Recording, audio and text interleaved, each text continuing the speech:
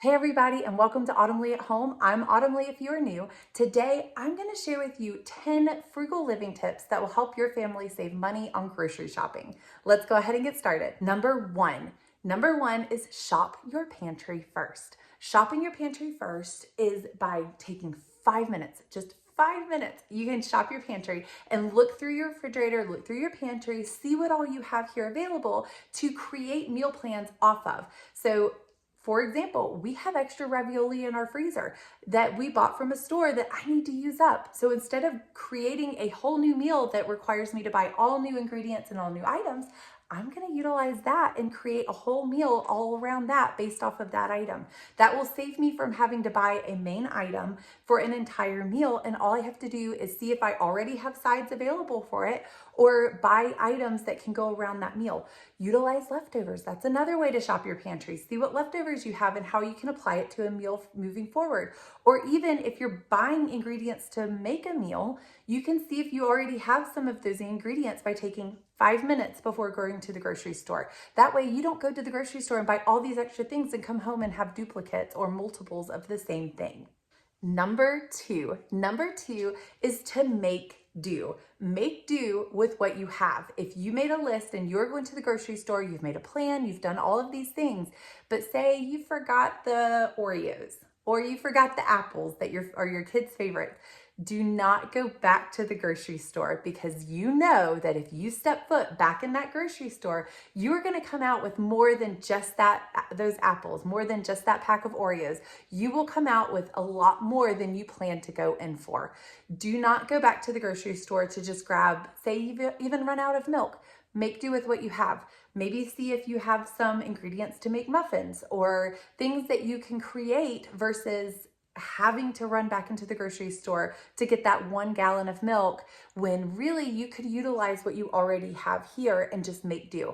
Every time you go into the grocery store, you are going to spend more money. We all do it. I do it. I'm guilty of it. I am really guilty of going into the grocery store saying, I just need one thing. I'm just going to run in, grab that one thing and run out. Make do with what you have until your next planned grocery shopping day. Number three is to buy off brand. I know this sounds like a common sense one, but ask yourself, are you doing it? Are you buying off-brand items?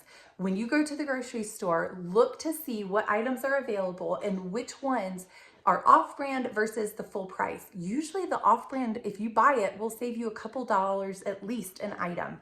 So it's worth the effort to actually try it. Sometimes your kids don't even notice the difference. Go ahead and try it. It doesn't hurt anything. My kids ended up liking the toaster brand versus the Pop-Tart brand at Aldi. Aldi is a grocery store we have in the area.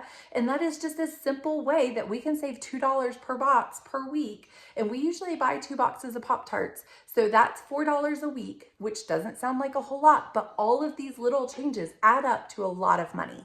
Number four is to put in the effort. By putting in a little bit of elbow grease and putting in that effort and time, you can save yourself multiple dollars on multiple items. A prime example of that is by buying a block of cheese instead of a bag of pre-shredded cheese.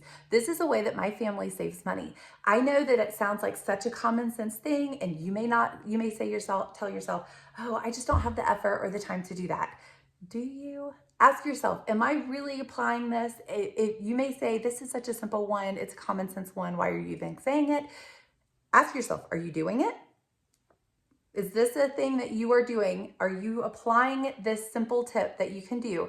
My family has a goal of wanting to go to Disney World. We really want to go. It's a hope that we can save up money. And I want to do everything I can to save money to go towards and apply towards that trip, which is something fun. So one of the ways that I can do that is by sticking to a very strict grocery budget. We only spend $125 per week on groceries, and that's $500 for 6 people. To do that, I have to do all of these little steps to save money. This is a simple one that maybe require a little bit of elbow grease, but it allows me to reach that budget. Therefore, hopefully in the future, allowing me to go to Disney World with my family. And to me, Disney World trip with my family and making those memories is more important than buying a pre-shredded bag of cheese. So you have to ask yourself, what's your priority? What is the reason for doing this? Are you doing these things because you're living paycheck to paycheck and you want to get out of that rhythm? One of the ways you can do that is by being willing to put in a little bit of elbow grease. Ask yourself, am I actually doing this one? You can do that by buying a block of cheese, better yet, an off-brand, name brand, off-brand block of cheese, and shredding it yourself. The bags of pre-shredded cheese at Aldi, which is a cheap grocery store that is in our area, and it's a great grocery store because you can save a lot of money, but even there, the bags of pre-shredded cheese are usually $4 and something.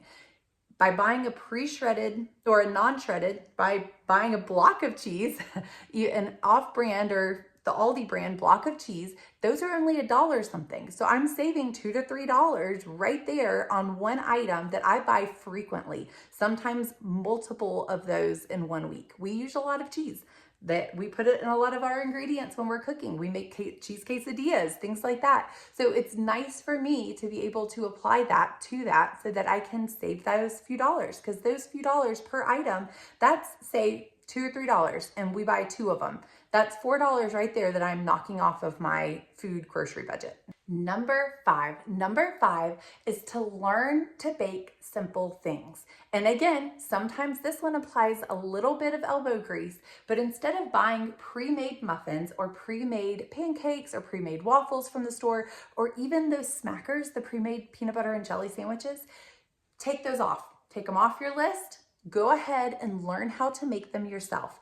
So 2 of those options, when you do pre-made pancakes, you're paying for somebody else to make it, as well as typically you're paying for that name brand and the marketing for that name brand as well. By buying an off-brand box of mix, you are spending maybe $1 and something versus a few dollars or even more than that. My kids go through a box of Eggo chocolate chip waffles in 1 day. 1 day. With 4 kids and 6 of us in the house, we will eat a large box, or maybe not a large box, but at least one of the regular size boxes in 1 day. Sometimes the large box within a day or 2. It goes quickly. So it is not worth the money that you're putting into that. By me learning how to make, even buying simple mix from the store, you can make them yourself, put them in the freezer, they freeze beautifully, and take them from the freezer, stick them in the toaster, and they're good to go. They're just as great as the ones that you buy from pre-made from the store. But by making them and being willing to take the time to do a large batch in one time, so say you have an evening where you're like, I'm not completely exhausted, I could sit down and sit on the couch and watch TV, but let me go ahead and make a ton of waffles, I'll stick them all in the freezer. You're saving yourself that money from buying the pre-made items in the store, and you can make chocolate chip waffles at home or chocolate chip pancakes at home. And you, better yet, buy the ingredients for them. Keep the ingredients in the house to make waffles and pancakes. They use about the same ingredients, and you can apply that and make them from scratch. That's even better. That saves you, it's pennies. But if that is too far, then at the very least, buy the mix yourself and make them from the mix. All of those choices right there will save you money versus buying 1 box of pre-made Eggo waffles from the store. Utilize that opportunity. Teach yourself to bake simple things. It's scary when you've never done it before, but once you've tried it for the first time, you will realize how easy baking simple things like muffins, waffles, pancakes, stuff like that will save you time and effort in the mornings as well as at the grocery store and in your pocket. You spend so much money on buying things that are pre-made or name brand that you don't even realize it. Once you take that away, you are adding, again, quite a few more dollars to your checkbook and to your bank account that you didn't have before. So if you're living paycheck to paycheck, that's an easy way to save yourself money, even though it requires a little bit of effort. Number six is to not buy pre-made items. You are paying another company to make that item for you, but you are also paying for the name brand and the marketing for that item. To save yourself a lot of money, look at your grocery list and ask yourself, what is on here that I can make myself? This kind of goes along with number 5, but you can look at your list, say, what can I make myself? So for example, pre-made Eggos. If you buy that, you're buying the name, the marketing, and for somebody to have already made it for you. If you are truly wanting to save money, that is an easy way for you to scale back or, pre-made other dinner items, things that you make or that are pre-made and bought frozen, you are paying somebody else to make that for you. So ask yourself, and it doesn't have to be all or nothing. Ask yourself, is this something that I can make? Is it something I can learn easily? It doesn't have to be all or nothing. You can apply this to whatever works for your budget. If you have the budget to buy the pre-made items, that's fine. If you are truly wanting to live super frugal and save those extra dollars and all of those extra dollars add up, ask yourself, is it something that I can make? Don't buy pre-made items if you can make them from home. Prime example is Ritz crackers. If you can buy a box of Ritz crackers and some peanut butter, you don't have to buy the pre-made ones. Those are easy things that you can change and just do at home if you buy the ingredients for, and then you get a lot more bang for your buck. Does it require a little time and effort and elbow grease? Yes, it does. But that is a way for you to scale back and be able to apply that money to something that you truly want to spend that money on. Or if you're living paycheck to paycheck, finally get to put money into savings. Number 7, and I actually got one of these tips. I got this one from one of you guys, so thank you out there for watching. But number 7 is to rotate cookies or treats. When you are living frugal and you are trying to save money, you're living paycheck to paycheck and you want to change that, don't feel that you have to buy all of the snacky foods or all of the treats all at one time. One of my viewers suggested that you buy one week and enjoy that, fully finish it. And then when you go to the grocery store, you can rotate it and buy a different one. So if you have little ones in your house that one loves one thing, one loves another, say goldfish one week, vanilla wafers or graham crackers another week, you can rotate them through. Don't feel that you have to buy all of them all at one time. Say, okay, we'll do goldfish this week and next week we'll do the graham crackers. Or same thing with the name brand snacky foods. Do your best not to buy them, but if you do, rotate them. Don't feel like you have to buy all of them all at one time. That will save you a lot of money because then you're not spending all of that money just for them to sit in the pantry for somebody not to eat. Make sure that you've eaten what's in your pantry first, and if you have, then rotate through the snacky foods and don't feel that you have to continue to layer them up. Eat what you have first and then buy your favorite cookie one week. You can buy Oreos one week and then Chips Ahoy the next week. Or better yet, make them yourself. But all of these little changes, and you have to change your mindset, but all of these little changes will help you save money in the long run. Number 8, I have kind of been mentioning as we go, but it is to make a list. And this is such a simple but vital one that you need to do. Before you go, when you are shopping your pantry first and taking that 5 minutes, make a list, try to meal plan so that you know exactly what you're going in for. And throughout the week, when you run out of something, say you run out of syrup or cereal or milk, go ahead and put it on that list and do not buy anything that is not on that list. It is so easy for us to go into the grocery store and say, oh, let me just grab this. It's only a couple bucks. But all of those couple of dollars add up. And when you're trying to stick to a strict budget, that blows your budget wide out. So when you make a list, if you go into that store and it's not on your list, then you don't really truly need it. Make a list of every snacky food, drinks, even soda. If you want to save money, just don't buy soda altogether. But if your budget allows for it, make sure it is on your list. That way, when you get into the store, you know exactly what you're going for. You don't want to veer off the list because you know that this list can be applied and can save you money if you stick to it. We are easy to grab things as we go thinking that they don't add up, but they add up a lot over time. So any snacky food, breakfast item, meals, all of those ingredients that you need for those meals, go ahead and sit down and try to write them out. It does take diligence. It takes a little bit of thought, but this is where we need to retrain our mindset to help us save those few dollars here and there and try to keep in mind that those few dollars over time adds up to a lot of money over time, especially throughout a month when you're feeding a lot of little ones. Number 9 is to make a budget. And again, I've mentioned this a few times and it sounds like such a common sense one, but sit down, make that budget. Some of these you may have heard in the past and ones that I've said in the past, but they are such vital ones to being able to apply the grocery shopping, frugal living tips. When you make a budget, you're telling yourself that this is how much I have to spend. If I need to stick within that budget, does it mean that I need to let go of some of the name brand snacky foods? Yes. Does it mean that to stay in that budget, I may have to let go of my soda addiction?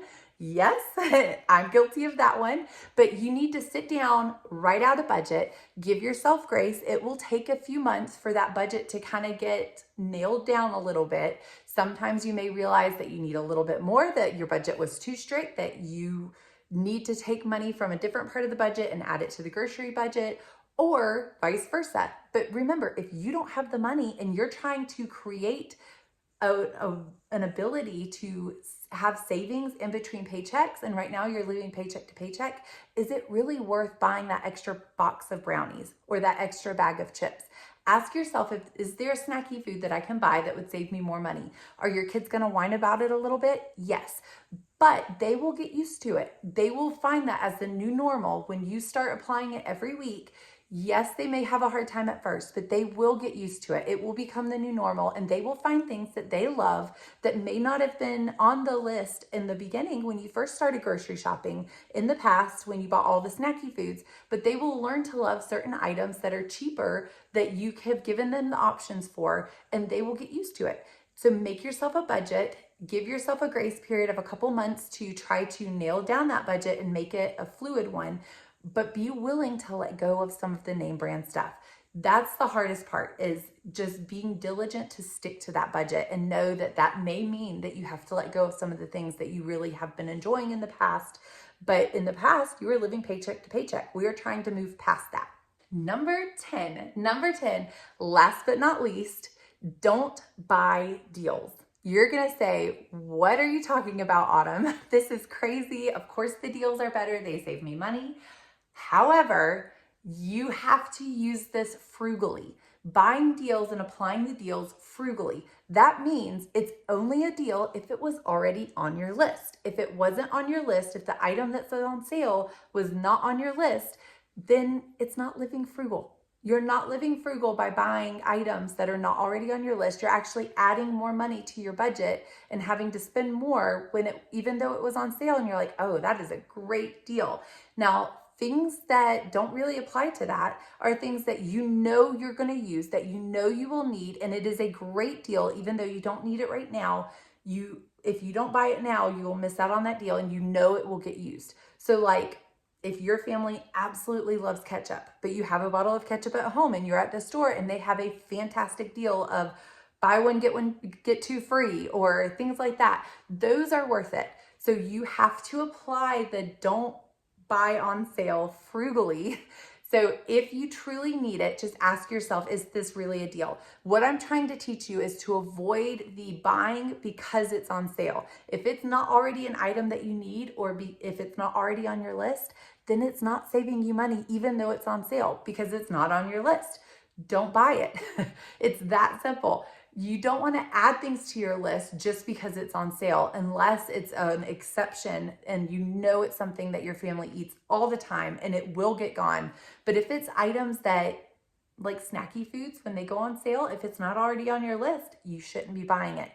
Let's be honest, we don't need those extra calories, and it adds more money to your grocery list and your grocery shopping day. If you're wanting to save money, all of these are ways to save money. I just want to take this time to say thank you so much for joining me here today at Autumn Leigh at Home.